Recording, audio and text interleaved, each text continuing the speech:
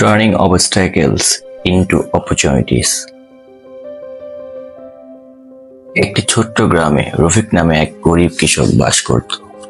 এক বছর প্রবল ঝড়ের পর তার ছোট্ট ক্ষেতটি পাহাড় থেকে নেমে আসে বড় বড় পাথর ছড়িয়ে পড়ে। এক সময় উর্বর জমি এখন চাষের জন্য অনুপযোগী হয়ে পড়ে।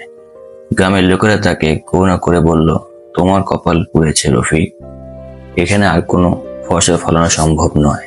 কিন্তু রফিক হাল ছাড়ল না। দুর্ভাগ্যের জন্য দুঃখ প্রকাশ না করে সে বাধাকে সুযোগে পরিণত করার সিদ্ধান্ত নিল। কয়েকদিন ধরে সে পাথরগুলো পরিষ্কার করলো এবং সেগুলো জমির চারপাশে সাজিয়ে মজবুত দেয়াল তৈরি করলো। ধীরে ধীরে সেই অগোছালো পাথরের স্তূপ শক্তিশালী দেয়ালে পরিণত হলো, যা তার জমিকে ভবিষ্যতের বন্যার হাত থেকে রক্ষা করবে। একদিন শেষ পাথর সরানোর সময় রফিক মাটির নিচে কিছু অদ্ভুত জিনিস খুঁজে পেল।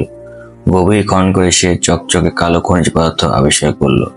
এটি কয়লা ছিল। খবরটি দ্রুত ছড়িয়ে পড়লো এবং কাছের শহর থেকে এক ব্যবসায়ী এসে ভালো দামে তা কিনে নিল। এই অর্থ দিয়ে রফিক শুধু তার জমি মেরামত করলো না, বরং তা আরো সম্প্রসারিত করলো।